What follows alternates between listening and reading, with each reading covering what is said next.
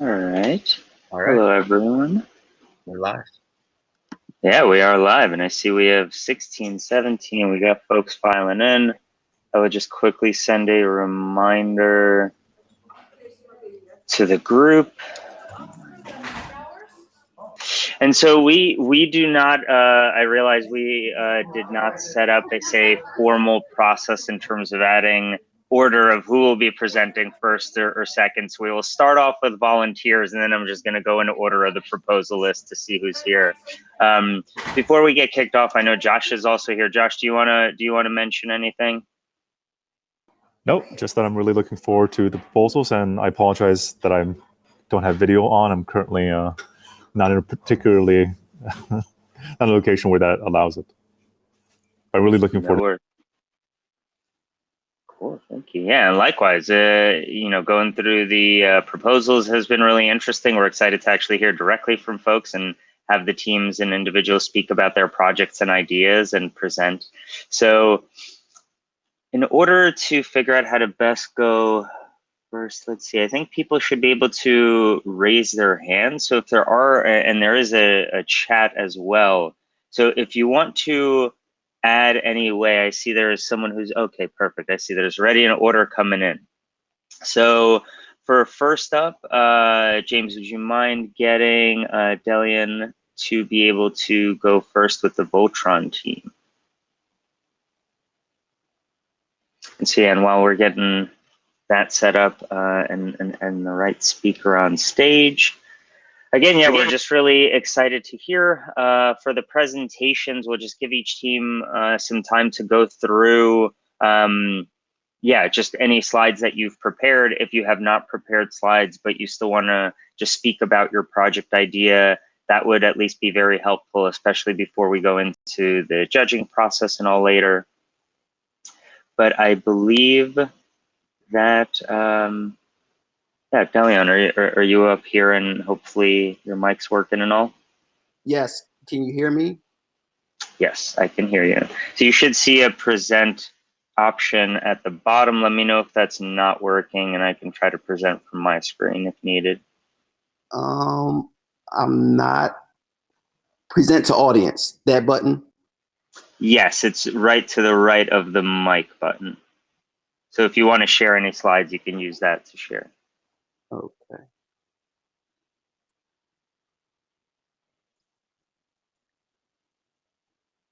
Okay, it's not permitting me to share my screen. Let me see if I can just share a specific file. Okay, because you're just going to show the slides linked in your proposal? Correct. The beautiful AI slides? Okay, so let me just see if I can pull those up and okay. I'll run slides for you if needed. Okay. Sorry, it's just loading at the moment.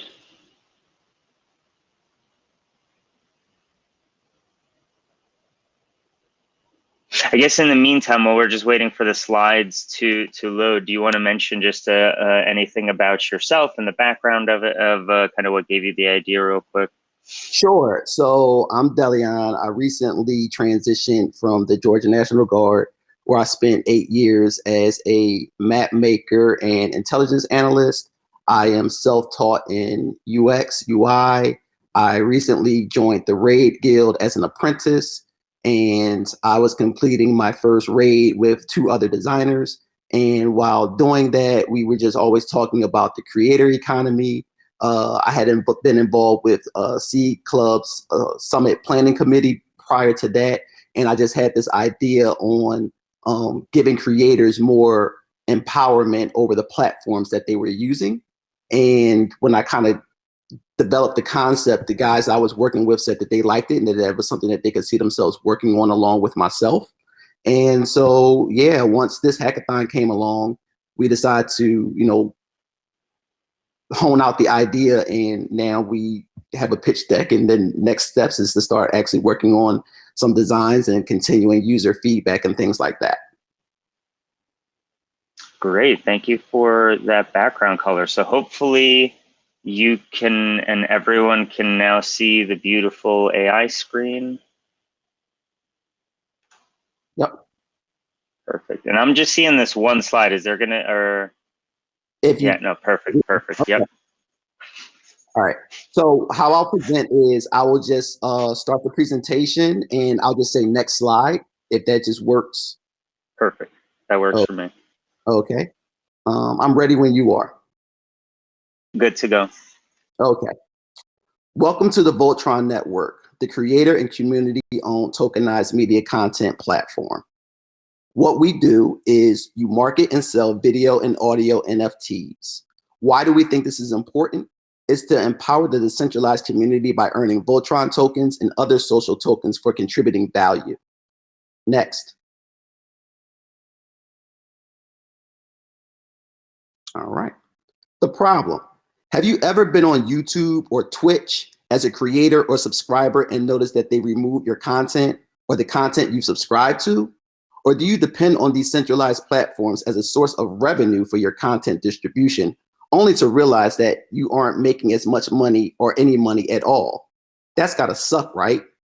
Next.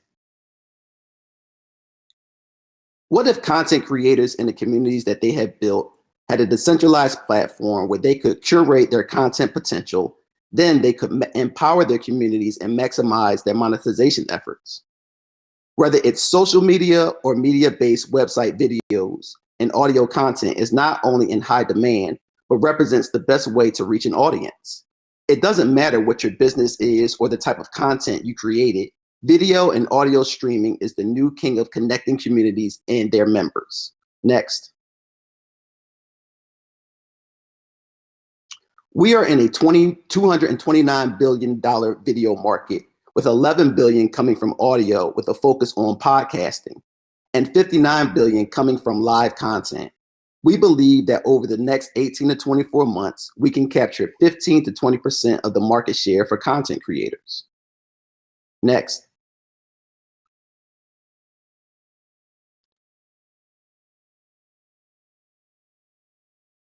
The Voltron Network is a decentralized video and audio streaming media platform for content creators to empower their communities through user engagement incentives, NFT sales, and token sales.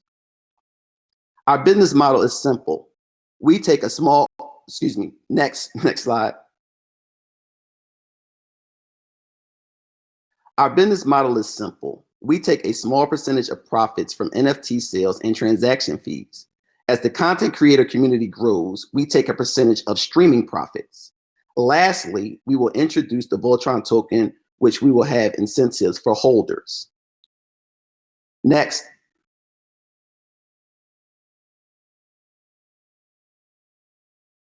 And this demonstrates our business model cycle on how we will make money. Like I said before, transaction fees, streaming profits, NFT sales, and the Voltron token. It should be noted that content creators will have a majority of the share of these, not the platform. Next. We will be using traditional market adoption strategy. We will focus on marketing and networking at online and in-person events for founders, startups, and the like. We will use social media like Twitter and chat platforms like Discord to grow through word of mouth online and community engagement. Lastly, we will seek out press coverage for Voltron through local and national online publications. Next. There are several established competitors, but they are in the centralized market, and the few in the decentralized market have not yet established dominant market share. Next. Our competitive advantage is that we aren't the first streaming platform, but that we are the first creator and community-owned streaming platform. We will be the go-to marketplace for the curation of video and audio NFTs. When we say creator-owned, we mean it because they own the majority share of profits and their communities are compensated for participating. Next. We are a technical team of designers and developers who have experience in solving customer pain points and creating phenomenal Web3 user experiences. We have an established strong chemistry while working together as Ray Guild apprentices and now building the Voltron network. Thank you. That completes my presentation.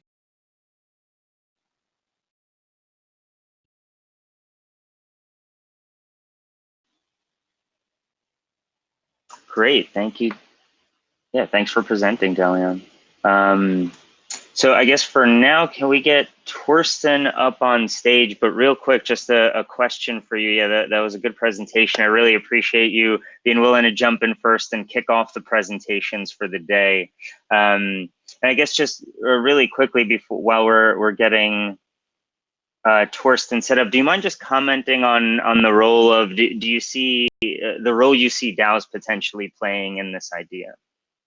Yeah. So one of the things I was trying to figure out in the beginning was what type of entity that we were going to be.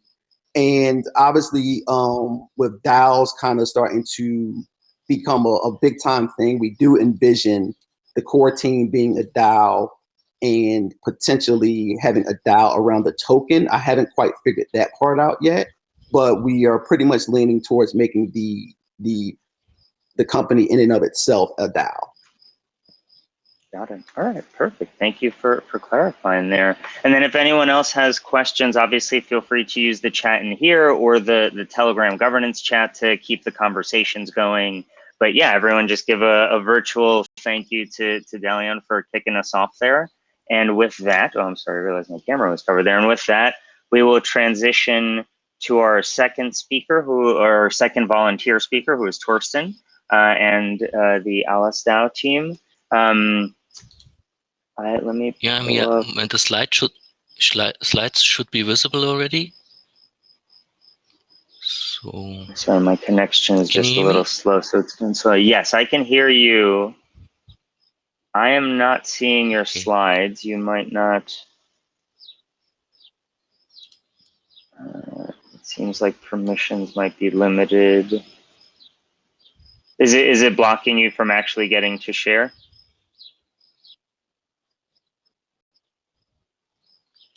I have a share link here.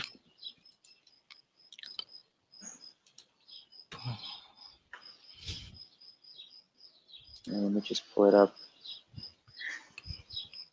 Sorry, I thought folks were going to present directly, so I did not have all of these queued up on my side. Apologies. And similar, I can just pull the, oh, actually, it looks like you are able to present. Perfect. Yep, that's showing up on my screen. All right, so yeah, with that, I'll hand it off to Torsten to present on Alice now.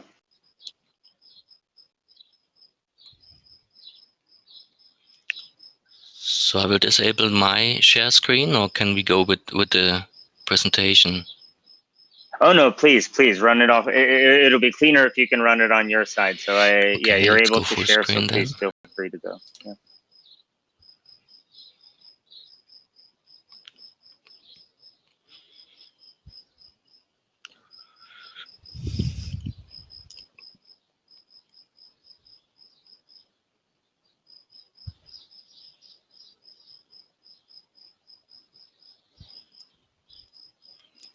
So are we good to go?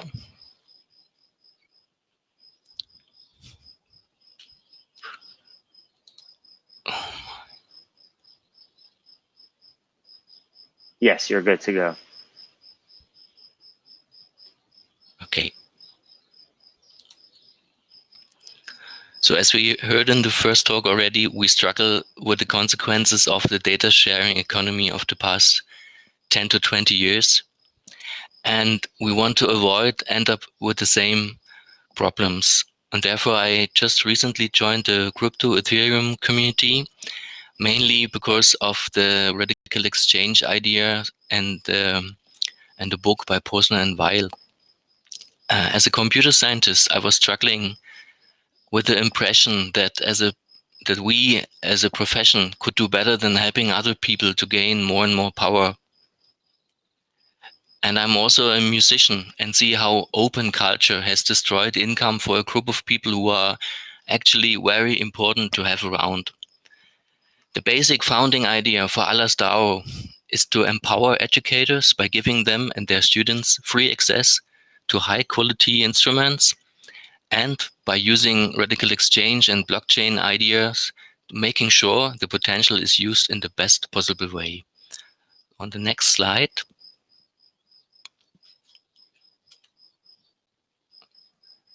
You can see a little bit about the background of OpenGuitar, which is a social educational project to promote computer science learning through an open source experimental classical guitar, which can be assembled in small workshops. The main focus group of the guitar will be novice, hobbyists, and semi-professional musicians. We additionally want to appeal to an environmental conscious consumer group looking to find alternative products which are not produced in an environmentally harming manner. We estimate that the younger, more mobile consumers will be interested in the lightweight design, high transportability, and digital output features of the instrument. Another interesting target group are technology enthusiasts and musicians producing technology-derived music, which will be particularly apt at realizing the full potential of the plugged acoustic instrument and a digital connection with a phone or computer, enabling mobile recording and real-time sound streaming. What are the two problems we want to solve? And importantly, what you can see here are several workshops we did between 2017 and 2019 and how we coordinated the work. For OpenGuitar, we want to set up a process where we give guitars for free to educators and want them to have some skin in the game. For example, don't sell the instrument or don't destroy it. One question for the Open Web Governance Hackathon was, would it work to ask potential educators to become council members and put some funds into the pool? We would pay it back using payout proposals as we see good usage. We found that tying council membership or token ownership with ownership of a physical item is challenging. However, we think the idea of staking to get a vote would work well in a Sputnik DAO version 2. For now, we hacked a little app that asks council members to prove they already sent funds. In Sputnik version 2, we can change this to our own tokens. Even governance tokens with no other value than being voting tokens would be helpful.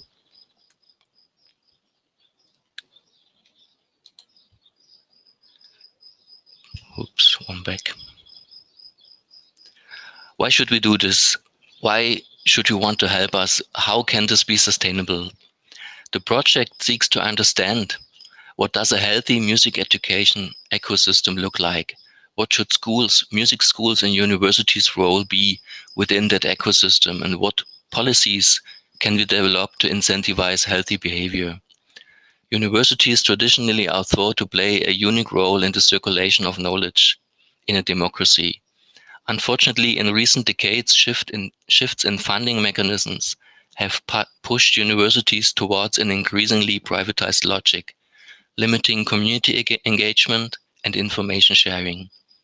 We ask ourselves what changes would be necessary to incentivize universities to contribute to a healthy educational ecosystem. The Alas DAO constructs a framework for governance. Incentive mechanisms can help to overcome inertia. After onboarding, the next step should be the creation of mechanisms that give confidence to all active members and helps coordinating them. This is what we experimented with in the Open Web Hackathon.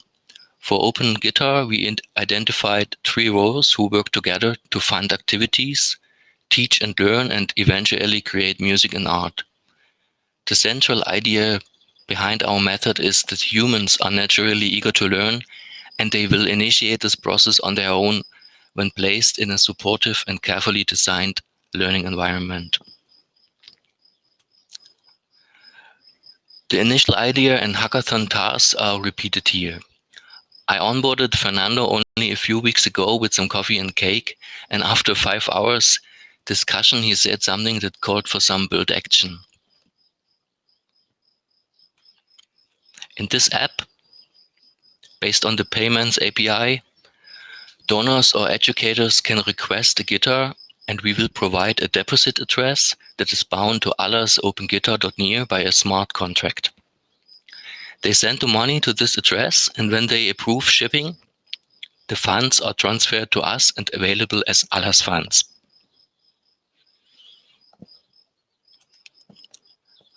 How will the funds be used? We started 2 pathways to organize our work. We will conduct more workshops and will soon be ready to send build your own open GitHub kits to educators. Our workshops will naturally include an onboarding into crypto step, but we hope it will not feel like crypto or blockchain tech completely. Which term you would like to explain the vision of people controlling their own data and ownership of platforms? Open web, decentralized web, or Web3? We don't know. With the experience of the hackathon, we probably will tell them they can have skin in the game and hopefully break the star system distribution among creatives. I would love to connect with other DAOs who focus on those things. Thank you. Great. Thank you for presenting, Torsten. Yeah, I think you were one of, if not the first active participants when we just kicked things off. So it's great to see you working on this throughout. And I personally love the idea of DAOs as a mechanism to enable kind of community-driven learning. So yeah, thank you for putting this together and for taking the time to present. I think next up, we're going to have Aaron with Vital Point.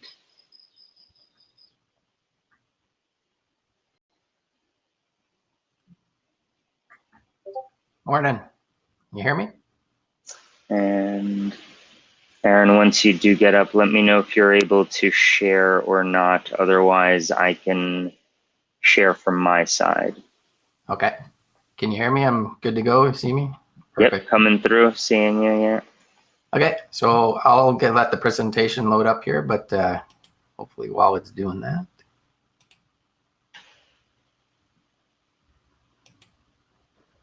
Should be this one.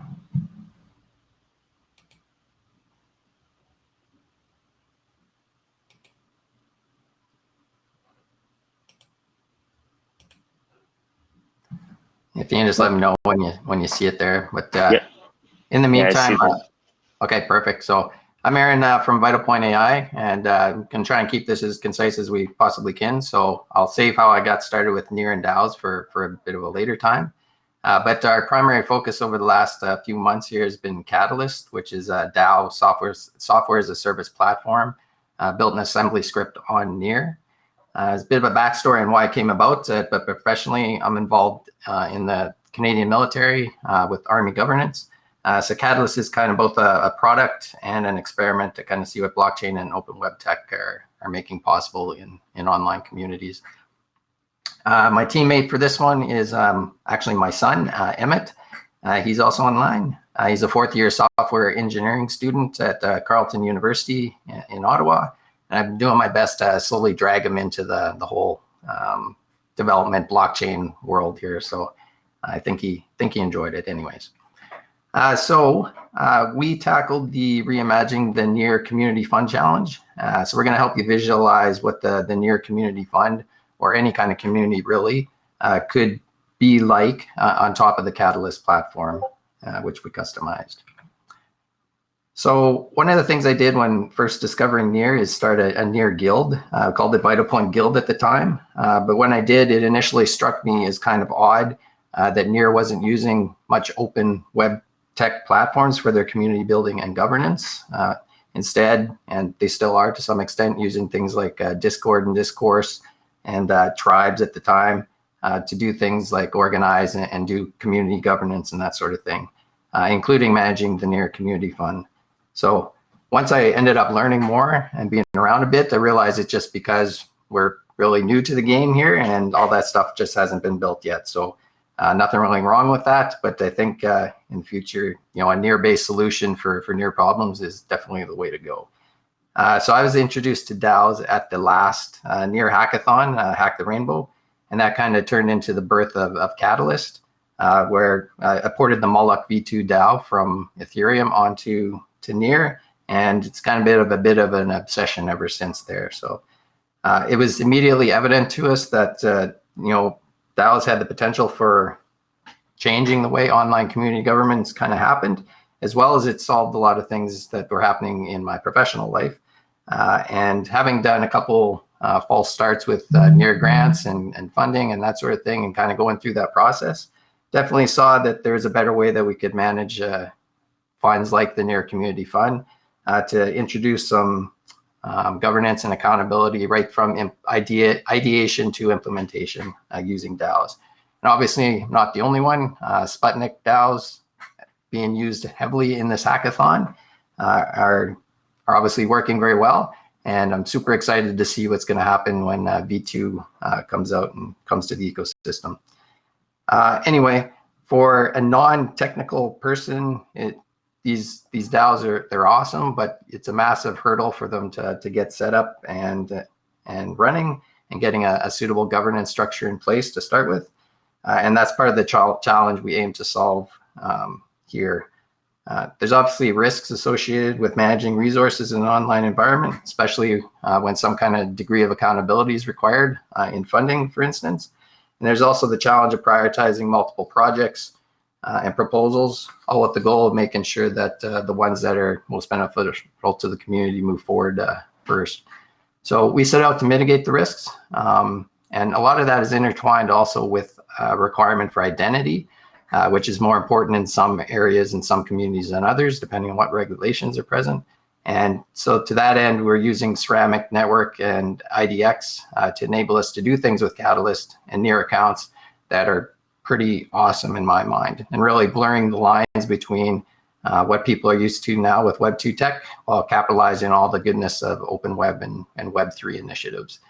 So we envisioned a super easy DAO setup, social features, identity, and an underlying platform that can undergo iterative customization of itself based on community proposals to incrementally morph into a more perfect and efficient organization for the community that it serves. So the solution, we're basically building Catalyst to catalyze self-organization and enable Web3 communities to mitigate all those risks that we just talked about. We basically want to build that bridge that moves all those great ideas over to the bridge so that they're actually realized ideas and see more of them happen. And when this hackathon came up, and especially the MetaGov track with the Reimagining the NEAR Community Fund, it was either like coincidence or like it would seem like it was made for exactly what we were trying to do here. So it forced us to kind of get away from puttering around on the underlying platform and focus on a specific use case and put a flow in place for that fund. So I do actually have a demo that I'll run through very quickly on in a second here. But before I do, I just want to go through the overflow of the workflow. So if you look on the left there, star 1, basically we have visitors that show up at the Catalyst site where they're able to see the DAOs that exist and search through them, find ones that are interesting. They can also manage one or multiple personas on the site, with the idea being that you may want to interact with a community as one person and different information with other communities. And that's where Ceramic and Ceramic IDX really started to become important, giving us the ability to integrate identity and other information. We've actually also, as part of this hackathon, published an NPM package that allows that persona data to be pulled out of the Catalyst platform and basically consumed by other apps in the ecosystem very easily.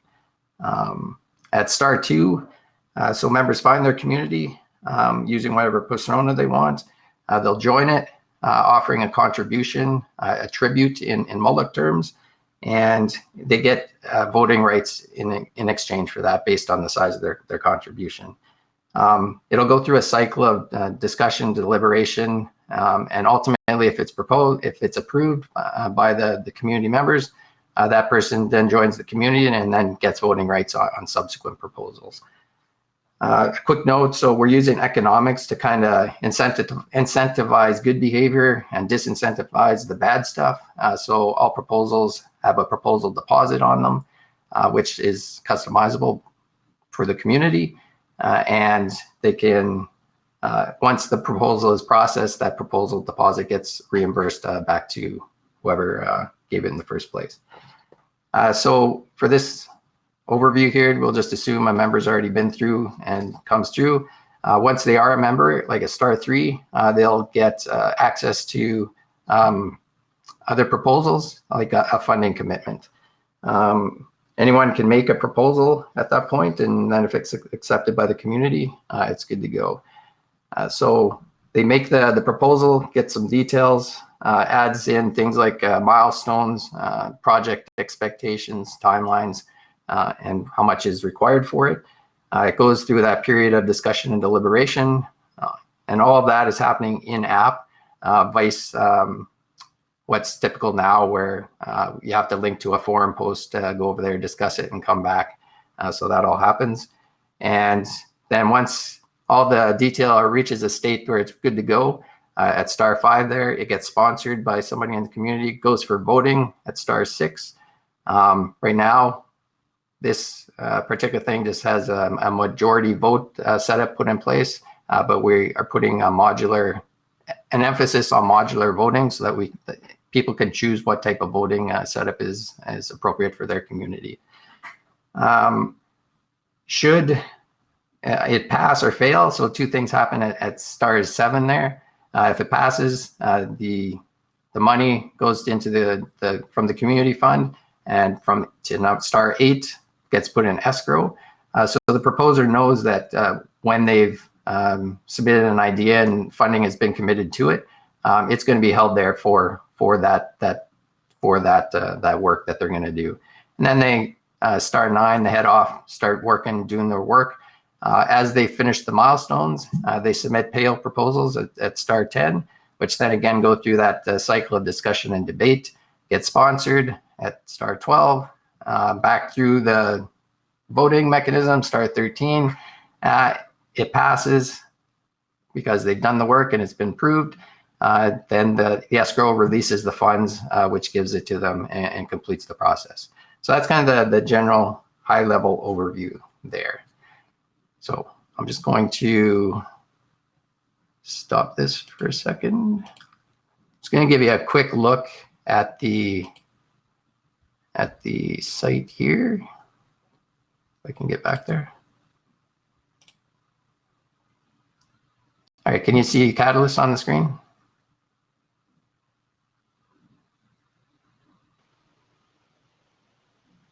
Yes. Okay, good. So this is somebody logged into the app. I'm logged in as Aaron5.testnet here. As mentioned, this is where you'd manage your personas. So you can create different ones that you can then use in different communities. And it's just a matter of going in and changing avatars and that sort of thing. In addition to that, we also have the DAOs that get created. Each one, again, has information that's specific to that DAO, et cetera, and you can put in as much information as you want. And that whole DAO creation process, let's do that very quickly, is super easy.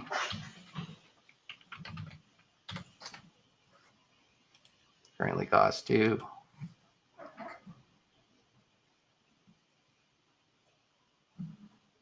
And it goes through the normal near authorization and all that sort of thing.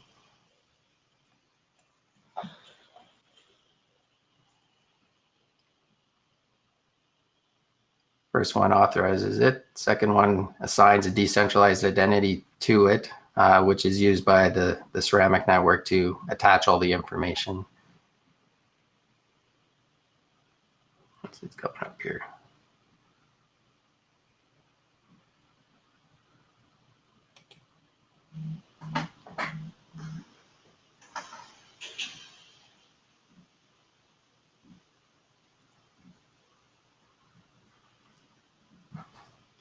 At this point, it deploys the contract to its own account as well. So we have the same functionality as exists in Sputnik right now, where DAOs can become members of other DAOs, or DAOs can submit proposals to other DAOs, and then get payouts and whatnot. So then we simply set some initialization settings. And all of this, as mentioned, becomes customizable in the DAO based on a configuration proposal presented by members. This and any other settings that we eventually add to the DAO will be customizable. So like I said, the DAO could morph to whatever the community needs.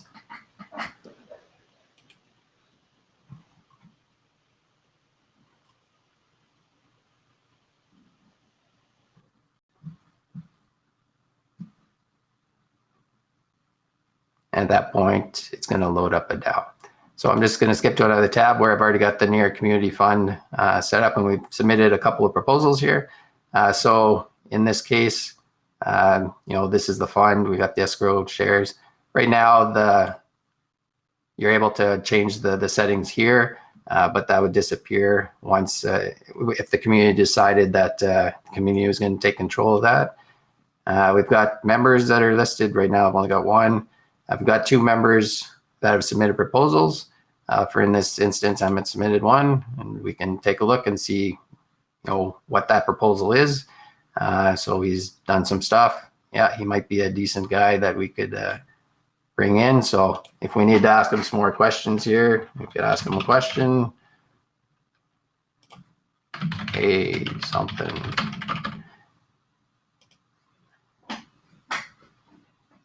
And at some point, we're looking to implement some kind of notification feature so that when discussions start happening, as in right here, people are notified when they're not actually looking at the app. We haven't got that yet. But anyways, they'll do that. And then it'll get sponsored, as mentioned, moves into voting, at which point it ends up at processing. Once it's done, we will finalize the vote, and it moves off into completion. And of course, that happens for any kind of proposal, whether it's fund commitment, the payout proposals, and whatnot. Let's let that one go through real quick.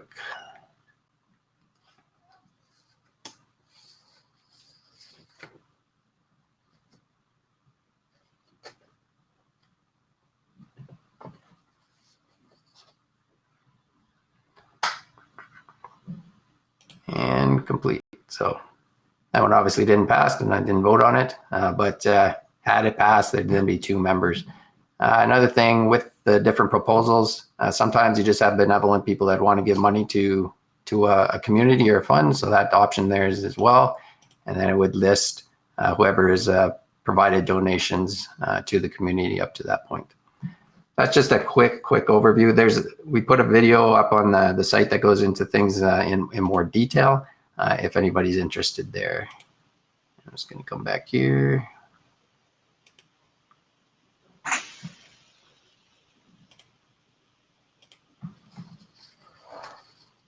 All right, so that's how we reimagine the community fund happening. This is our Catalyst roadmap. So we're always looking for other people that want to assist us in building out this thing and building it bigger. We have big plans for it, and ultimately we'd like to see it turn into something bigger. And there's many different use cases beyond the community fund for this. There's bounties, developers, artists, you name it. We're pretty excited to see how DAOs are going to take over a lot of things. And we're doing our best as well when we create the interface to even though it's a DAO, to try and stick to things like communities and that sort of thing that people already know. So if you're interested, this is how you get in touch with us.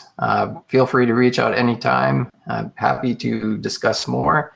And I just wanted to give a big shout out and thank you to everybody that set up this hackathon, MetaGov, CreateBase. It was excellent, and it was awesome to see DAOs being used as part of it. So thank you very much. Thanks, Aaron. That was a great presentation and fantastic to see a demo. We really appreciate that. I think next up is going to be Tabia, and sorry if I'm mispronouncing that, but with the Art Governance Project. So if James, you can please invite them up to stage. But yeah, thanks again, Aaron. That was a great presentation. And as mentioned, if anyone does want to get in contact, he showed some contact info. Feel free to also connect in the chat here or in the Telegram that's still going as well. But But yeah, thank you again for presenting. Perfect. Thanks. Hi guys and girls. Let's have it coming up now. Can you hear me by now? Yep. Yes. Okay. I already apologize. We have had Yeah, massive. it's loading. Yeah, so Tabia, let me know when you can hear me, and hopefully we can hear you. Yeah, okay, I think I can hear you.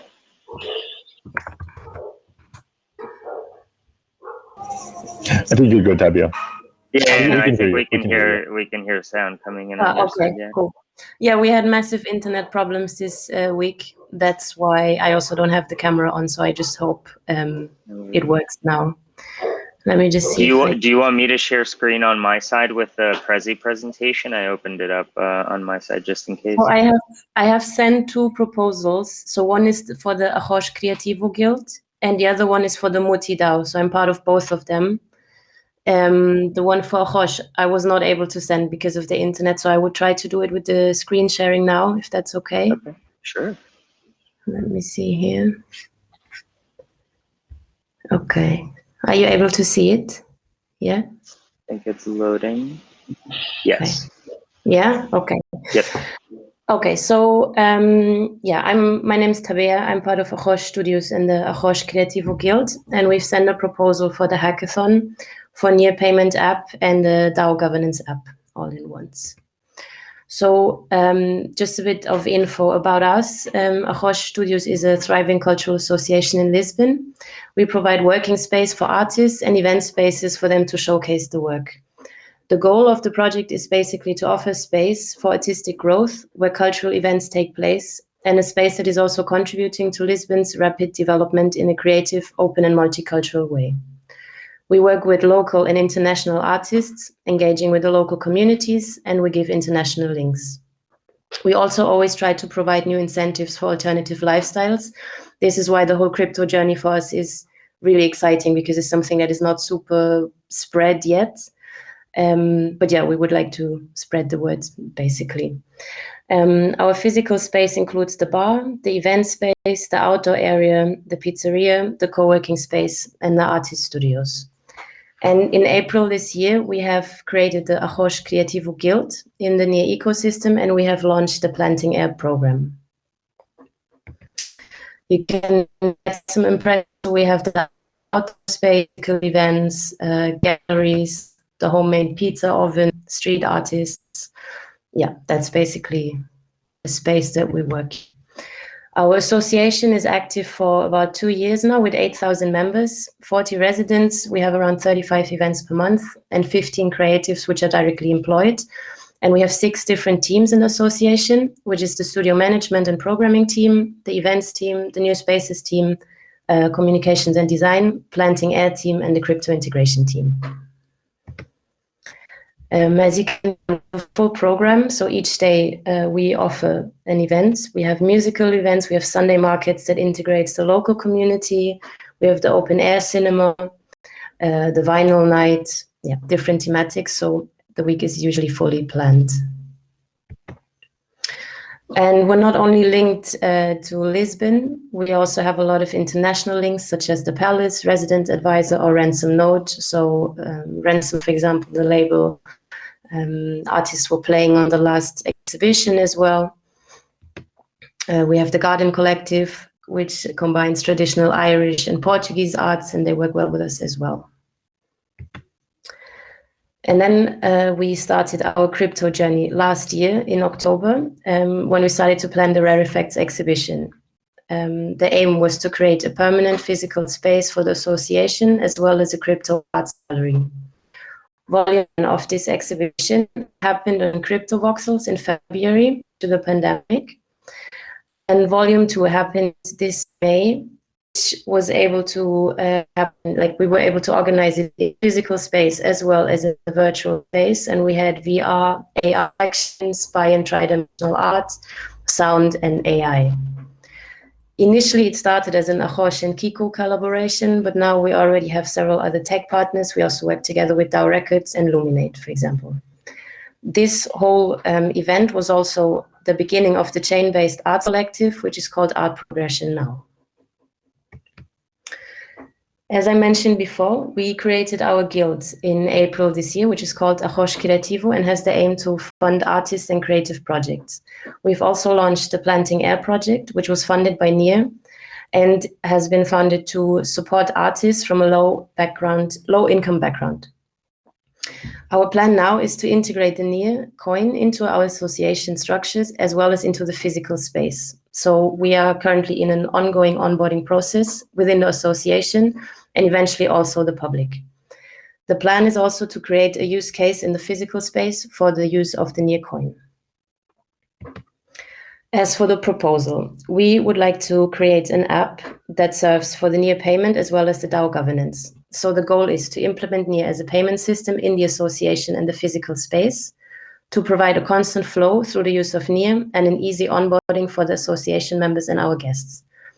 We would also like to have a simplified payment and give discounts on site during the events when people decide to pay with NIR instead of with fiat, for example. The use of the app would be the payment for food, drinks, and tickets, as well as the wallet creation and the access to the DAO proposals so the council can vote. In order for this app to work on our physical space and within the community, it would have to have a user-friendly interface, a QR code reader which is integrated for the payments. It would have to be able to run on mobile phones, and it should have two modes, which would be the user mode for the payments and the admin mode for the DAO governance and the wallet creation. The next steps for us now are basically looking for a developer as well as holding an ideation workshop to refine the app characteristics and then develop the application. All of this considering that we already have a very strong physical community. So for us, it's more about finding a way of integrating or blending in the crypto with the physical. Thank you very much for watching. That was the first one. Great, thank you for that presentation. Yeah, as Torsten mentioned in the comments, it sounds like a very exciting space for artists and creatives overall. So thank you for sharing and for thinking about how to integrate with the crypto community in general. That's super exciting to hear about the kind of project you're planning. For this second one, do you want me to show it on my side, or do you also want to share screen for that? Maybe try what's on your side. Yeah. Sure. Let's stop sharing here. For the second one, the second one is from our Muti DAO, which has been founded by Nuno and me. So Nuno is here with me right now. Hi guys, nice to meet you. And we can do that together. If you can share, I think it's better. Yeah, good idea. Sure. So I have this Prezi up, which hopefully will show up shortly. Let me turn off my video too. All right. So let me know if you can see that. Yeah. Perfect. So jumping into the Muti Collective, presenting ourselves. We are mostly we are a physical collective. We like in the first poll, Muti Collective. If you can skip onto that one. Next slide. Yeah, exactly. So we are basically in Portugal, and we have a very strong artist community of independent artists and people that thrive with their art by themselves mostly. And what we aim to do is to create a platform where we can converge funds into allowing creatives to create. Well, this basically means that we could use NIR as a payment system into the costs of musical equipment, visual artist equipment, all this kind of stuff. By this, supporting the artists to just keep on creating without having much of the struggle throughout the creative process to get the funds. And next. So this was about the physical space. Our goal in the digital space is basically combining the two and also implementing and normalizing the crypto and the crypto coins through the funding of the creative process. Our plan is also to stream physical events in the digital space and create NFTs to give exposure in the social media channels. We also would like to provide an easy access into the crypto and digital world for artists that are not familiarized yet. Next. Next.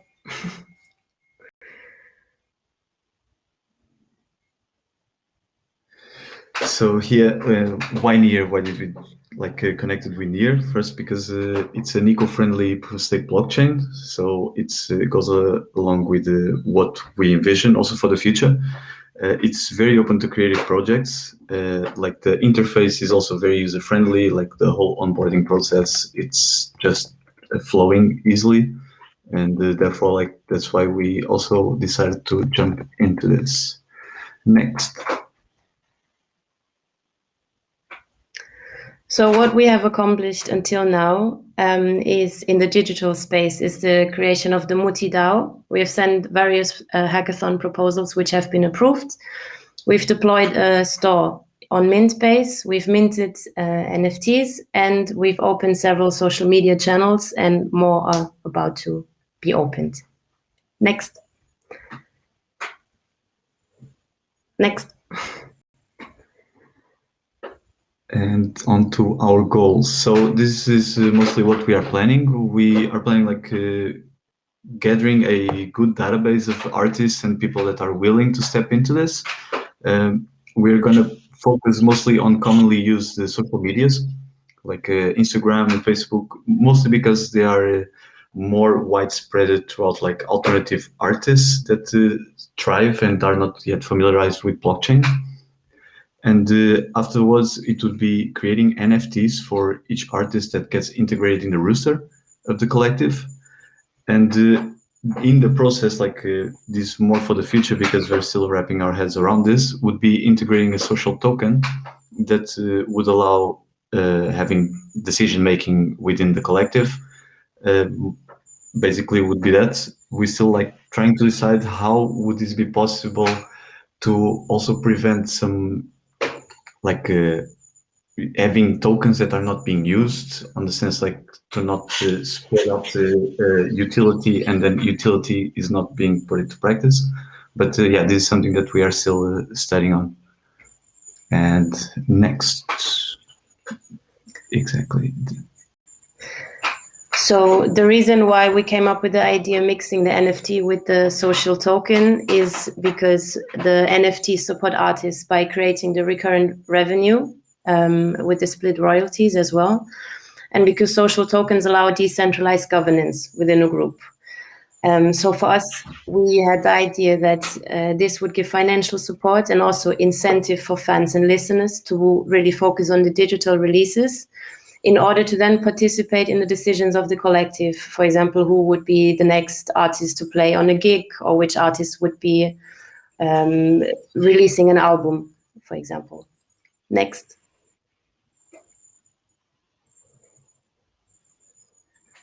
Next. And one next. And so this would be our next steps to expand our collective, mint their NFTs so we could onboard them on the process and they could get more familiarized with the blockchain, make spam on social media, all kinds of social media, to make somehow this viral, and redefine, sharpen the edges of the NFT with social tokens, because it's something that we still trying to understand a little bit more about. And then afterwards developing the app where the NFTs and the social tokens would be all in one and could be on hand, giving utility basically on hand. And next. Yeah, so if this is interesting for any of you guys, or you would like to participate or share some ideas, we have a Telegram group, we have Reddit, Twitter, and now also Discord. As mentioned, we're pretty focused on the physical aspect of it, because we think artists really need support in that, and not everyone has the access to it yet. So we're building this up slowly, but we're happy to welcome everyone who would like to participate, brainstorm, give any other ideas. Thank you very much. Thank you very Now we're much, done. guys. Great. Thank you both for presenting there. And I believe next up we're going to have Ilan up. But yeah, thank you both for presenting that idea. And again, interesting to see both these proposals and how they might interact over time. But yeah, thank you both. So just one clarifying question. The second one has nothing to do with Arose Studios, right? No, I think it's a bit confusing because I basically started my journey in here with Ahosh Studios, but I've seen plenty of potential in it. So yeah, I'm part of both, but Ahosh has nothing to do with it.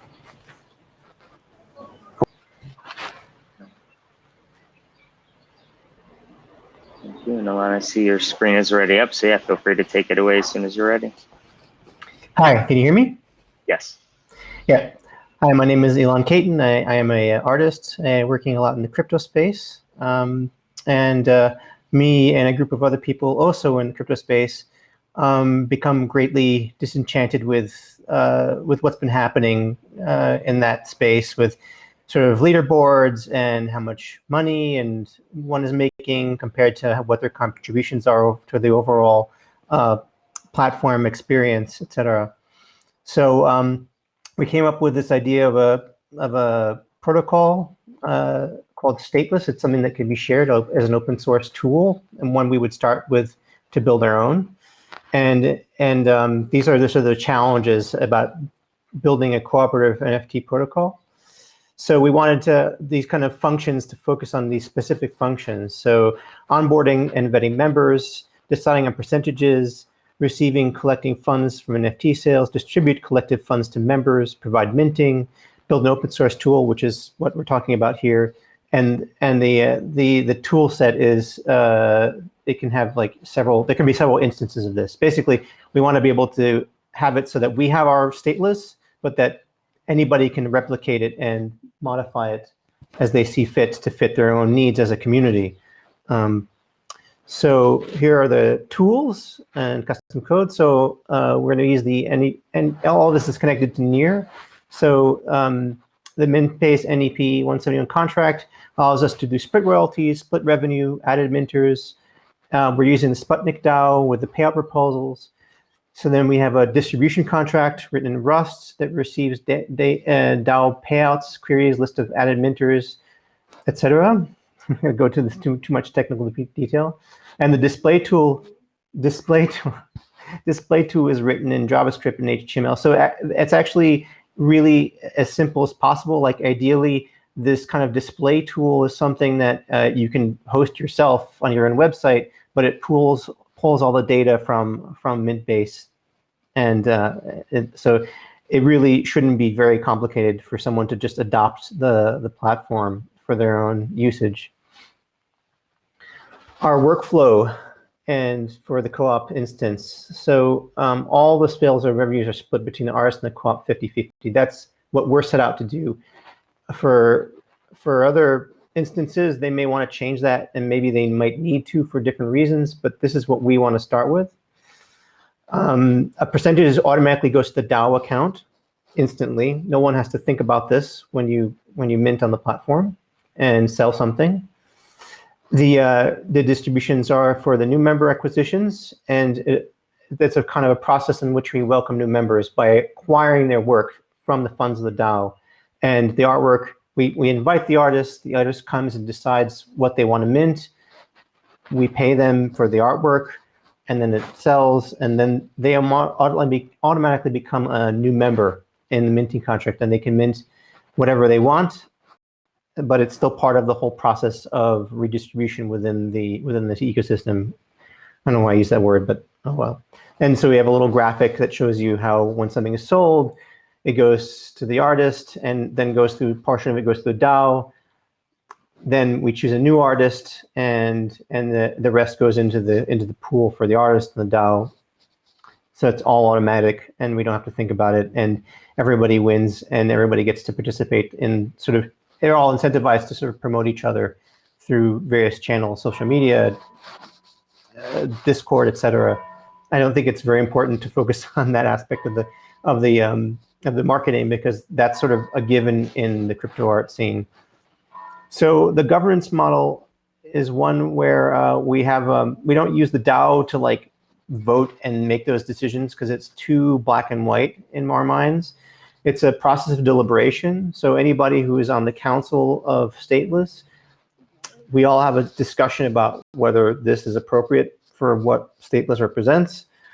We deliberated on it on a chat group, sense-making video, etc., and really come to the decision through face-to-face, well, as much as possible, or in a virtual world, through face-to-face discussion and interaction, and not relying strictly on the technology for coming up with our decision processes. That is, the DAO is really just when we've really decided that we want all of us are agreed on this, then we move forward with the payout. But before then, it's really about what we as human beings want to, who we want to include in Stateless.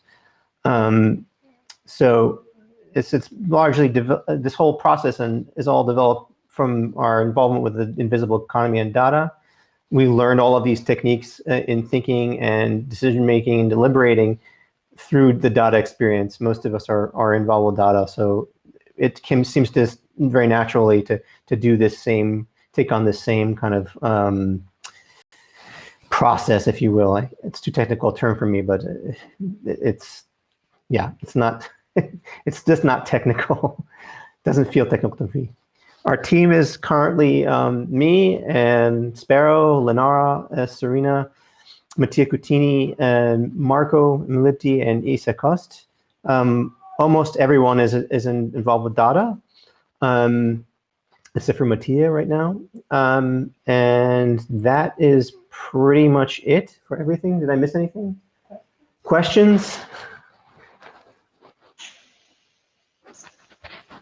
Thank you for presenting there. I think just in the interest of time, if you don't mind, we'll ask to take questions to either the chat or to Telegram, or if you have any other, any of yours, if you want to take the conversation elsewhere, feel free to mention it.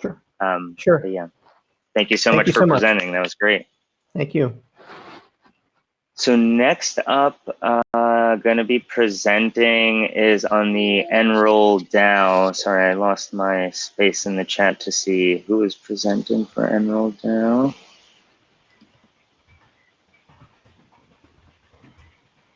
Let's see, is that going to be Crypto Credit presenting?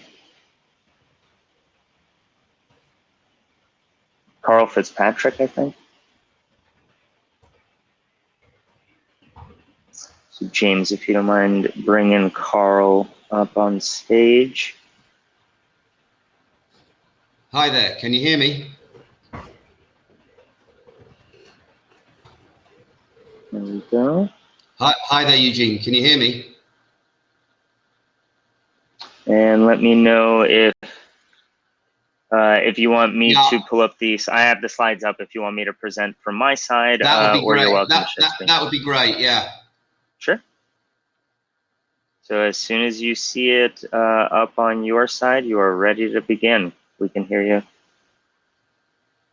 Okay, cool. Okay, my name's Carl Fitzpatrick. Been involved in crypto since 2017, but only came across, this is my first hackathon. Only really came across the NEAR when I came across the Paras NFTs. I looked the other day, it's just 3 months ago. So bear with me, it's quite a steep learning curve. As I said, the first hackathon I've ever participated in.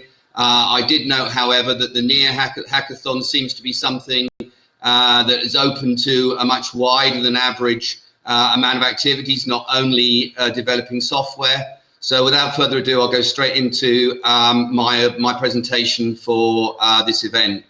NearRoll DAO is basically the latest evolution in my thought processes following the functionality of the NFTs and the social tokens, and basically combines the things that I just mentioned there with also with the various different things that I do in my day job, which is brewing beer and managing a farm. Next. Right, my NearDAO is basically dealing with a bigger picture. We see the big I see that with the NIV DAO will be focused on finding a solution to onboard and aim for mass adoption. I see that as the holy grail in crypto. Bitcoin hasn't managed it, and the field is open to whoever gets the biggest community with a working infrastructure that will allow mass adoption to occur. The other aspects of the DAO are very much focused on creating the infrastructure and tools that are needed to provide the solution to that problem, and can be divided into 4 areas: hardware, software, events, and network. Next. So I see hardware as a physical manifestation of crypto.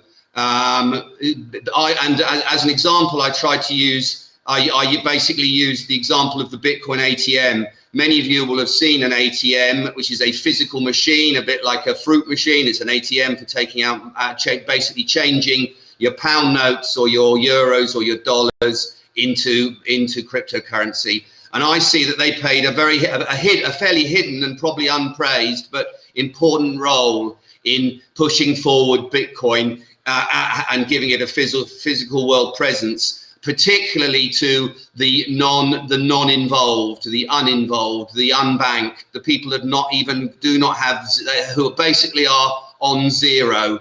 To give you a bit more feedback, a bit more idea on the hardware, it is a digital display sign that's a high quality digital sign that's made by a manufacturer in the UK.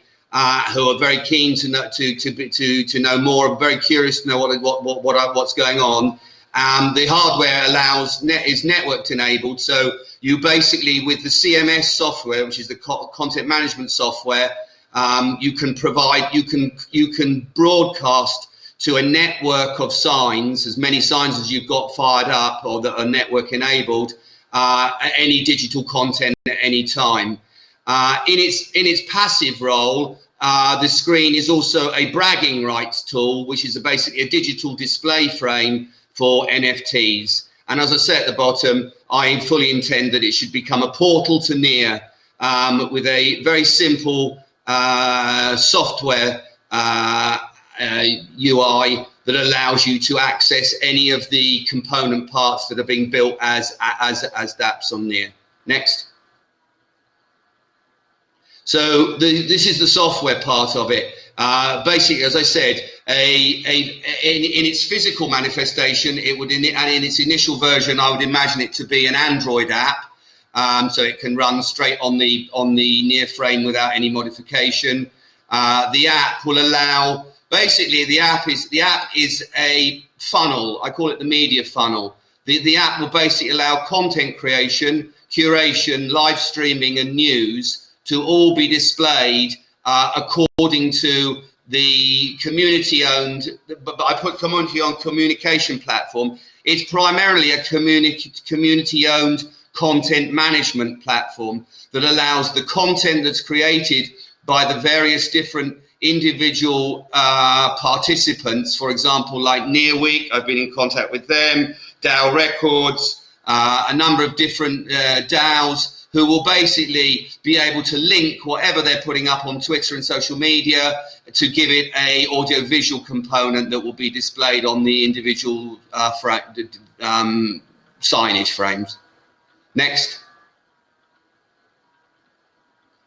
To give the DAO is not only focused on onboarding via the hardware and software component that the screen and the media funnel provide, but we also want to use, or I want to offer my experience in the real world, which is brewing. I've been a micro brewer for the last 10 years, to create virtual beer festivals. Now, you might think there's not much linking between those two component parts, but if we want to go and if we want to make crypto a mass adoption event, then we need to get out in front of, get the product out in front of the eyes of the public. And one way of doing that is through virtual and real beer festivals. Most people know that when you drink beer, when you find people drinking beer, it breaks down both social and intellectual barriers to allow new ideas to be shared, to be freely shared.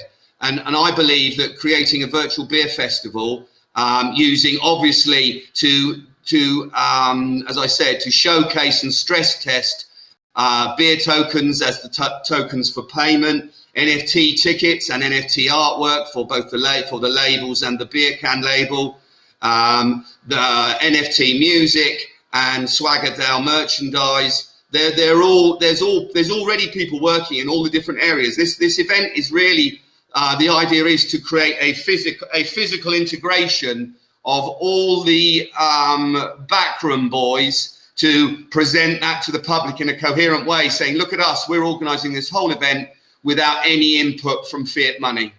Next. The network is basically, this slide is basically to indicate that the Enroll DAO is entirely about DAO to DAO collaboration. It's about person to person collaboration, and it's also about business to business. By business to business, I mean finding strategic partners that the Enroll DAO will be practically working with.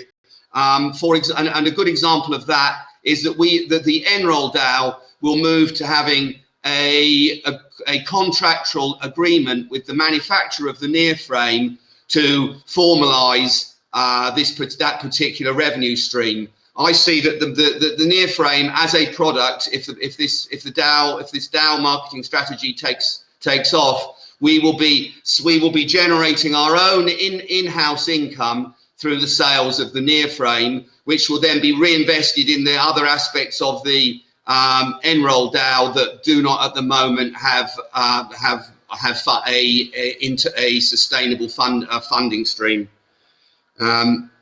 In terms of the network as well, you see that the network. The idea is that by focusing on the network, we will be combining all the aspects of the DAO to work as a single unit without splitting off. So somebody that's an artist that's designing only designing the beer label for one can of beer will be integrated into the DAO in the same way as the corporate that's supplying the hardware for the screens. So I see that I'm hoping that we will be a fairly busy DAO going forward, with many proposals and many and a fair amount and a lot of movement and activity in social media and on the forums. Next. And that's me pulling a beer at a beer festival just to show that I really am a brewer. Thanks very much for listening. Great. Thanks so much for presenting, Carl. Yeah, we thank you for the idea. Always exciting to see the different forms of real world integrations that are coming together, and especially for a first hackathon, a great idea and great presentation there. Let's see. So next up, I think, James, can you bring Harold III to the stage?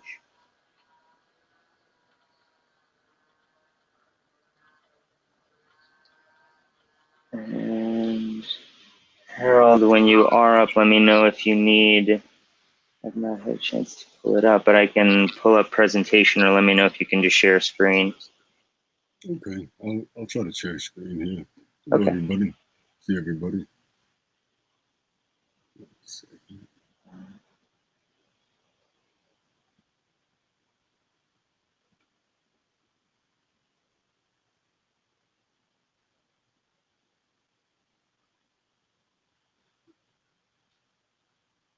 Let me know if it's working on your side. Hello.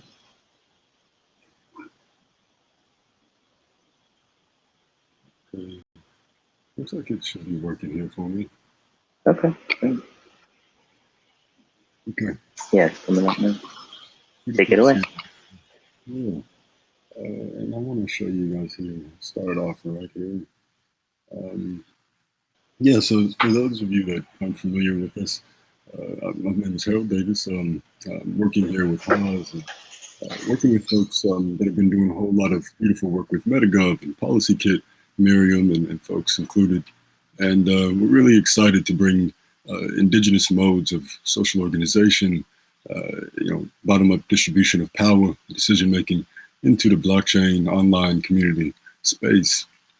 And we've been working with this very historical Indigenous Council of the Five Nations Longhouse Confederacy that had a huge historical influence on the U.S. Constitution, on concepts like federalism, democracy, representative, systems. And what we realized is that a whole lot had been left out, right? Particularly the double lines here in this systems oversimplification of systems design from the Generative Justice Project, research project. And the double lines representing reciprocal or unalienated value flows. And, a far cry from systems that we're most familiar with, that, where these single lines represent extraction, top-down distribution of wealth and power, and, brutal extraction of different parts of the system. And so we're really excited for the potential of tools like MetaGov and PolicyKit and SourceCred. And if you guys aren't familiar with these tools, SourceCred, for instance, is a fascinating tool that allows for a cred graph to flow in different plugins like a Discord or Discourse or GitHub. And it allows for the different edges or connections between the people in these platforms to be tracked, and contributions to be the morphology of the dynamics of these communities to be tracked over long periods of time. And so we're working with the Indigenous Council, but we're also working with the Stacks community. And this is what I wanted to show you guys here, to show you what we've accomplished so far with combining these kits, these tools of PolicyKit and MetaGov, which are aimed to wrap around these different online community organizing workspace like platforms like GitHub or Discord, and offers something different than the default, benevolent dictator or structuralist tyranny models that come default just built into these different platforms. And we thought it's a huge opportunity to try to build in Indigenous modes into the Stacks ecosystem. Harold, just so you know, you cut out there for a moment if you want to go back a sentence or two. Oh, yes. Thank you, Carmen, for that. I did not know. So what I'm describing is the capacity for MetaGov and PolicyKit to wrap around these respective tools like a Discord and a GitHub or a Discourse. And we're really excited for what CRED can do inside of these plugins as well, and the combination of these three. And what we're excited for is being able to bring the Indigenous modes and the protocols that we've been learning over the last 2 years with this very rare and historical Indigenous Longhouse, bring these matrilineal protocols where have protections for ecosystems, protections for the voices of women, protections for the voice of everybody, built into these pretty ancient protocols for social organization. And so research and development is kind of indefinitely built into our project here at Stacks, and our idea is to allow the guidance from this council to guide our assurance that we have truly bottom-up protocols built into the Stacks ecosystem as the Stacks ecosystem grows, to preserve core values of the Stacks ecosystem, like what is called the Can't Be Evil core values, right? This idea that of open source conviction, ideas of internet that's truly owned, and power is truly distributed to the users of this internet architecture. And we know and we realize Primavera's warnings, right? 3 years ago, warning us about the concentration of wealth and power in blockchain-based systems, and this is what made us feel obliged to get into the space in the first place. So we can't thank folks like Miriam and Haas, Ricky, folks at MetaGov and PolicyKit enough for this foundational work that allows us to at least get this far, where here we're testing out something that would allow us to at least do very simple things like have consensus on a code of conduct, right? And much to the point of Ilan earlier, it's really important for us to build into these flows of the Constitution, right, in the PolicyKit that flows into roles, it flows into documents, flows into platform actions. We want to design consensus into that flow. We want calls that are face-to-face and encourage a culture of dialogue that is really fundamental to these indigenous modes. And so, yes, we're really excited to show the combination of this here, but also some interesting things that Haas has been working on is something called Skin in the Game bot that is particularly interesting for, right inside of the plugin, being able to get a look at, percentages of cred flow in particular decision making.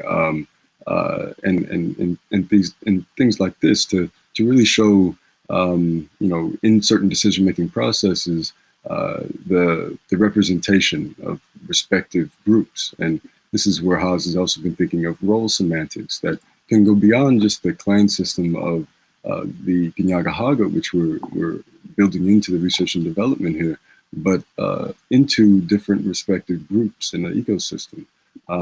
And so you can get a real good feel right in the decision-making process for how much credit is staked in a particular decision. And this is important for a growing ecosystem where, different pockets of soft power may be, coming up, right, globally.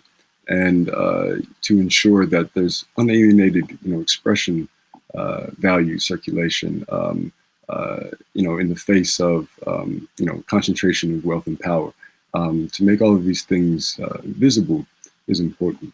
And, we're seeing that this may play a role in, a critical role in the learning process of these indigenous protocols, right? Because there's not a robust culture already built in to the folks learning this, making things as transparent as possible becomes extremely important for trying to hold up to a Kanien'kehá:ka motif in decision-making processes, which is not even a perception of corruption as allowed by representatives or anywhere in the decision-making process. And because we know that there's not a whole robust culture there, we're just learning these things. We want to make sure that this skin in the game bot, plays a useful role in helping us visualize what the voices really look like in respective groups in the ecosystem. But long-term wish list stuff that we have, besides some of the decision-making stuff that we've already gotten done and some of the things we're working with consensus flow-wise with the policies, is we're really inspired by folks like Dada and tracking intrinsic value flows and using visualizations as opposed to leaderboards and things like this. And Haas is already, as I said, on very hard work of getting this stuff Stacks native, right? Stacks CLI, login, Clarity smart contracts, so that we can get some DAO-like structures connected to a lot of this beautiful governance stuff we're trying to do with a combination of these tools of MetaGov, PolicyKit, and SourceCred. But yes, there's just things going on here in the server that are important to SourceCred flows. Kudos and did a thing to make values that would normally be invisible, visible, and we hopefully can expand on that later. But I want to stop now to save time for other folks. But thank you kindly for allowing us to show what we have so far, and we're really excited to actually have all of these tools working together. And again, thank you kindly for everybody that's put in all this hard work. But yeah, thank you kindly. Yeah, thank you so much for presenting and for the focus of the project. I mean, it's fantastic to see such an integration of tools and also the immediate kind of real world implementation of it and use of it in real community. That's really exciting to see. Thank you. Thank you, kindly. I think next up, and so we're coming up to our last two presentations to my knowledge. Next up is going to be Jordan with Nearchan. If you could bring him up, James.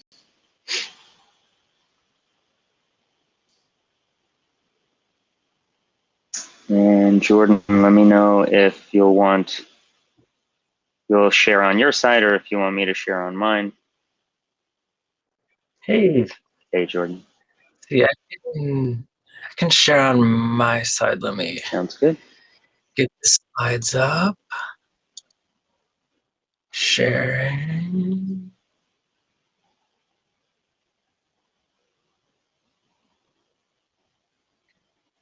Okay. Mm-hmm. So My DAO is not quite as cool as Harold's and progressive as Harold's, but I was excited to do a DAO about basically commissioning artists to create content. And then the question was, what should we create together?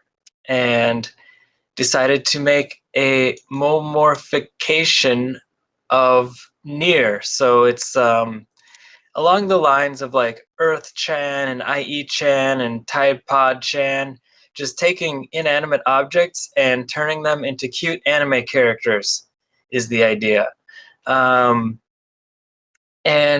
it seems like a silly idea, but we've actually had a lot of success in spreading awareness about blockchain stuff and all that with NFT contests and things like that. So I think that it's something that's worth putting energy into. And also it's important to play, and I wanted to bring that into the DAO space as well.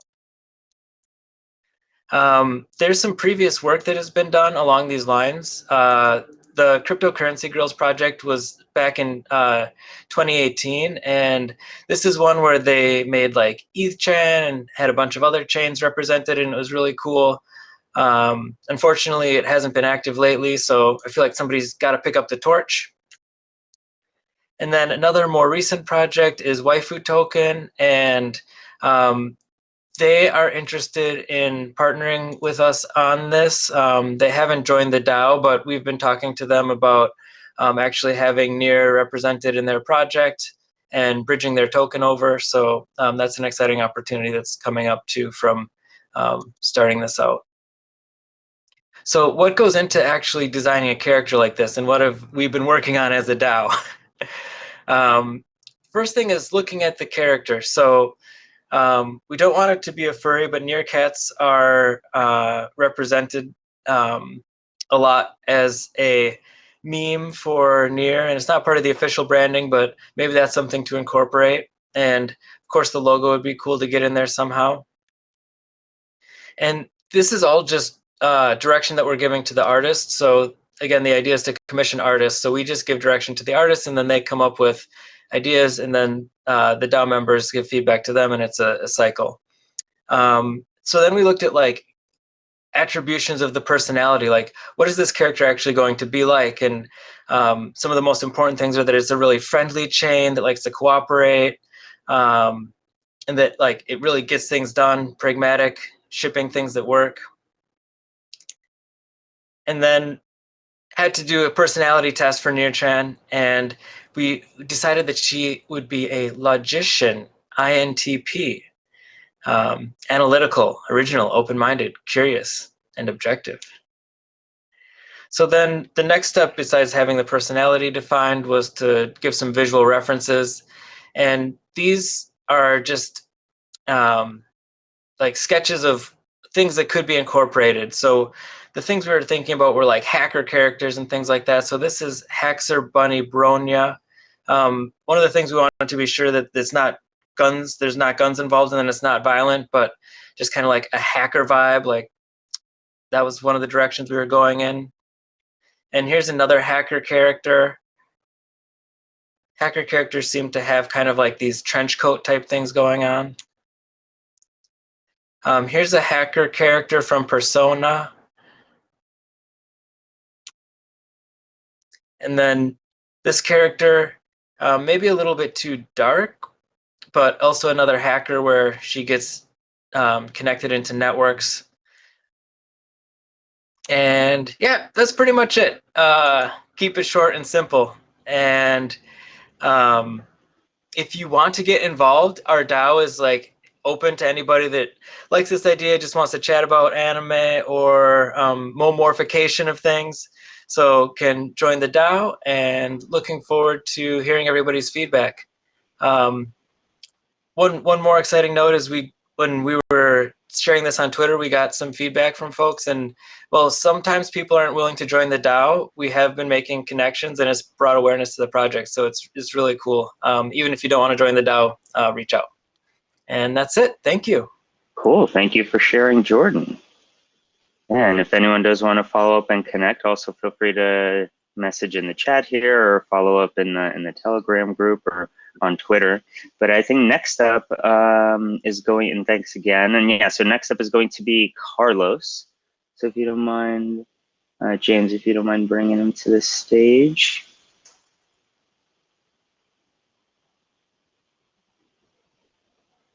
Should be coming up in just a moment.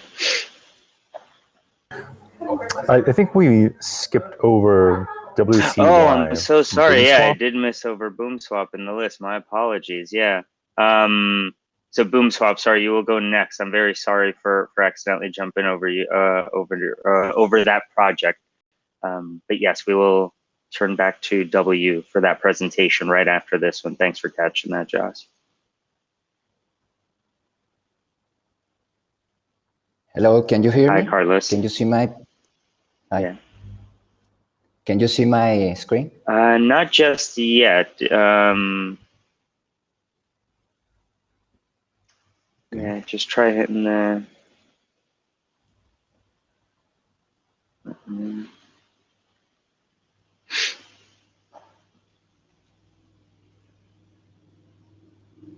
Still not coming up. Do you mind just trying to maybe try hitting that button again? I don't know why I didn't go through. Okay. Let me try selecting the PDF because it's not sharing the full window.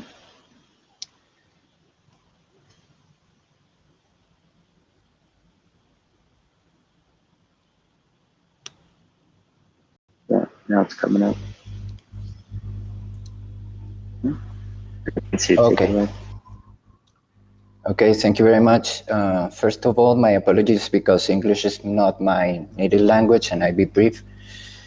So basically, Nación Libertad is a project oriented to the Spanish-speaking population in the world, which currently is about 440 million people, 440 people. 440 million people in the world. So basically, the problem that I am trying to address here is very well known for everybody that this first world, third world country divide is creating a huge brain drain problem, and this is very bad because when a country is having a crisis, if people start to live in the country, it's going to be more difficult to overcome this crisis and rebuild the country. Okay, most people are living just because in these countries they can have rule of law, security, and democracy. So basically, what I'm proposing is a community for it's a brain gain. Against the brain drain. It's a community that supports the transfer of know-how back to migrants, home countries, to improve their public good. And for us, it's very important to use Web3. Nuno explained very well before why they decided to use NEAR. I completely agree with his reasons. I would like to add that for us it's very important that this technology is open source, is much more affordable than other blockchain. For example, minting an NFT currently in Ethereum will cost you like about $40 or $30 depending on the day. It's not really affordable for countries in where a lot of people is unbanked, for example, and living below the poverty line. So for us, it's very important too that this technology is unstoppable. For some countries or for some people, blockchain is a vitamin, and for us, blockchain is really a painkiller. For us, blockchain is a must. It's really, really useful because with this, we can prevent these authoritarian regimes to block our the transfer of know-how and resources back to our countries. So basically, for this governance, Bounty, I proposed they use. I remember that Joshua and Miriam explained very well in the workshop what were the goals. Joshua specifically talked about compostable, something like compostable DAOs. And I really like the idea. Basically, what I'm trying to propose here is another type of decision-making consensus based on the Quaker decision-making consensus, which will allow people to decide on very important decisions in a different way that the default rule that we have in DAOs, which is majority. By majority, you only have basically you have to put up with if you are a minority, you will have to put up with the decision of the majority, with consensus system. Everybody, opinion is going to be taken into account. So I have extracted this site from this website. I think it's very interesting. You can then click on here and go to the library. But basically, the three main reasons, and I think it's very well aligned with my goal, is through consensus you not only have very quality decisions because everybody is participating and taking into consideration, but it increases the connection. And now that everybody agrees, or at least is not uncomfortable with the final decision, everybody will be more engaged and more active in the implementation. So how I'm going to build this? My idea. This is nobody from my this is nobody from my team. This is just like stock pictures, just to explain the roles. No, I'm using this great framework that I have read in this article. Should you agitate, innovate, or orchestrate? This was published in the Stanford Social Innovation Review. So basically, we have local communities in the home countries. There you will have an advocator. The advocator will understand the needs, collect all the information from the local community, and conveys this information to the community. Okay. So then innovators can build the solution to the problem that has been documented by the advocator. And finally, once a decision has been made, the orchestrator will be in charge of implementing the solution together with the local community. So for the action plan, I have these 3 steps: the pre-launch, launch, and post-launch. I'm preparing a training campaign to explain the goals, the benefit of Nación Libertad, and I'm building also an onboarding campaign in which we are going to explain to the Spanish-speaking population, which is going to be great also for NEAR protocol adoption, I think, how to use a wallet, basically the crypto economy 101. I'm preparing a series of videos for this. And then, since I'm using user-centric design, I have prepared all the trainings are designed with a specific role in mind. I will explain that later. No? But for the launch, I would like to have an online gathering in which these local communities would share their needs. Then people in the role of innovators, people that is living outside their home countries, can get the information from the local communities and help them to create, to build the solution. So after the launch, a solution would be presented to the local community, and then this decision will be taken using this Quaker consensus decision-making process. Because let's say, for example, this is a local community that is deciding if for this year we are going to sow, I don't need the seed for onion or for rhubarb or whatever. So this is a very, very crucial decision in which just voting by majority is not going to be enough, in my opinion. And then this, once this is approved, we are going to socialize everything about this. We have, the social accounts in almost all the relevant social networks. So after the launch, the idea is to have a monthly community calls, and very, very, well, I'm inspired by your community calls and NEAR protocol community calls. And then my idea is to establish regional councils per country. For example, we can have people in the United States, or even by city by city, no? You can have people in France and Italy, because in the case, for example, of my country, we are almost 5 million people, living outside currently. So this is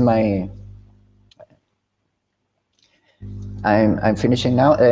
So as I explained before, user-centric design.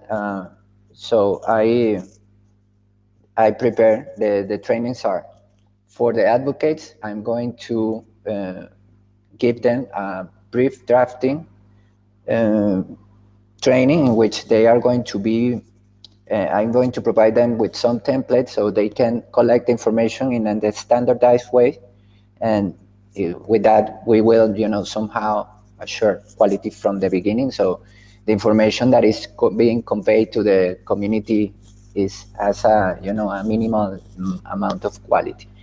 Then for the innovators, I have a design thinking training, which is very interesting for them. It's going to help them. It's based in this IDEO. I can't remember the name. I have it in the proposal, but it's IDEO has a full framework. It's basically a book on how to use design thinking to solve local community problems. And then agile methodologies, Kanban and Scrum for the orchestrators, so they can be very good on this work. So yes, I'm finishing now. So a little bit about me. My background is law, but now I'm a programmer, a startup entrepreneur. And this is a very interesting area for me, because I've been researching it since my master's degree. And finally, for my first, I'm trying to start with Venezuela, because I'm from Venezuela, and currently my country is living a huge humanitarian crisis. But also because my social capital is, I have a lot of people from Venezuela living here in Spain, and within my social network, and I think it's for me it's going to be easier to start there. I actually asked, I submitted an application for a guide, for a NEAR guide, in order to promote NEAR protocol here in Spain. We have a very, very good talent, developer talent here in Spain, so I think this could be a very interesting opportunity. So thank you very much for your time, and I hope you enjoyed the presentation. Thank you. Yeah, thank you so much for presenting, Carlos. And James, just, the next person up will be W. But yeah, thank you so much for presenting. And I see there are already a few comments coming in about some of the governance elements that you mentioned. So yeah, please feel free to keep the conversation going in chat. And hopefully folks will be connecting offline around those interests as well. But yeah, last and certainly not least, we have W. And again, my apologies for accidentally skipping over you earlier. But you will be presenting now, and I have your presentation up if you want me to show it, or you can share screen. Okay, so can you hear me? Yeah. Okay. Wait a minute.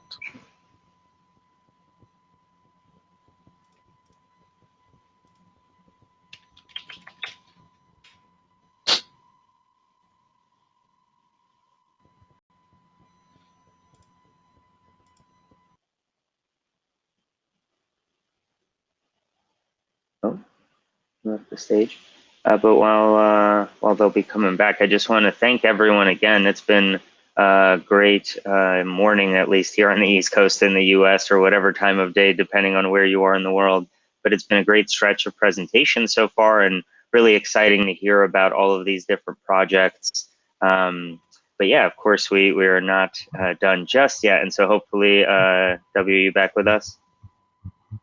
Yes. Okay. Oh, wait a minute. Sure. No worries. And if you do want me to share the presentation, let me know. I do have it open. Okay.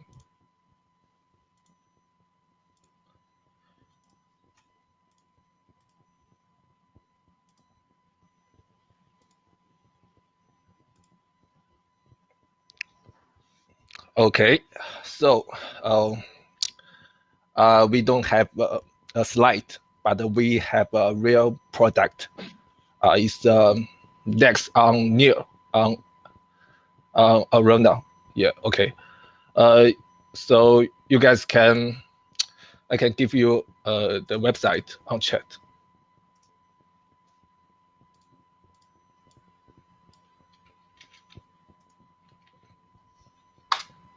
Okay, I post the website on the chat, so you can use it. Just have a try. Yeah.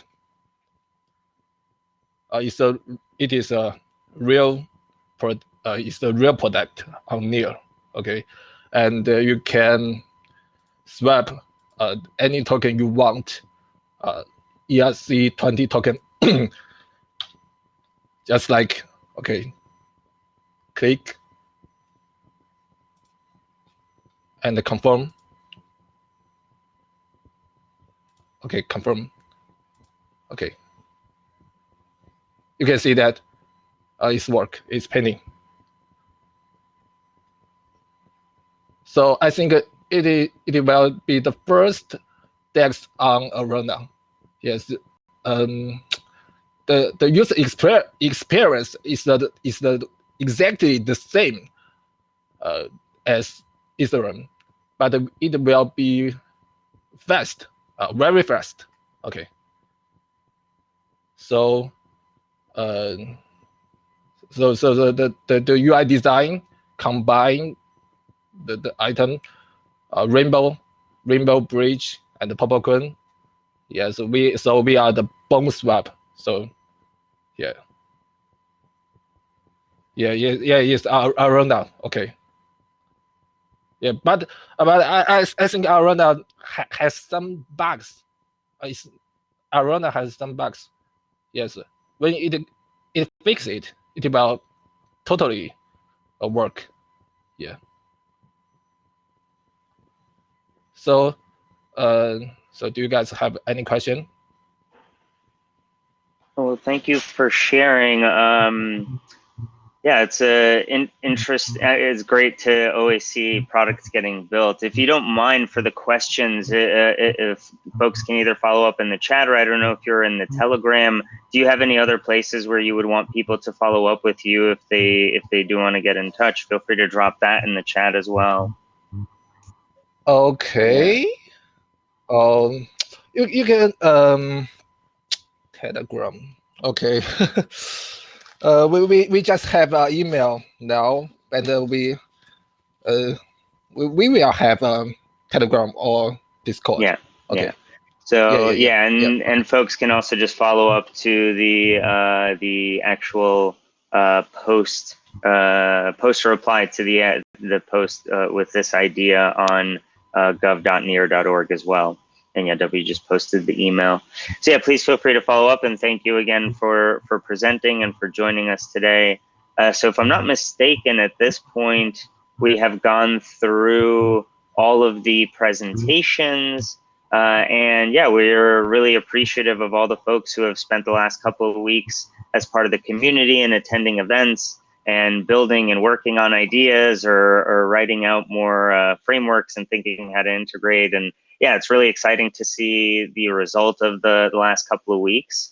And yeah, again, I just want to thank everyone and you know, all the participants, of course, the folks from Near, with James and everyone else from Near who made this possible, and Josh and Miriam, and yeah, it's been great working with everyone and helping out here. Thank you so much, Eugene and Josh, Miriam, the whole MetaGov team. Wonderful job putting this together. Thanks to all the presenters and hackers, and thanks to all the collaborators in the NEAR ecosystem.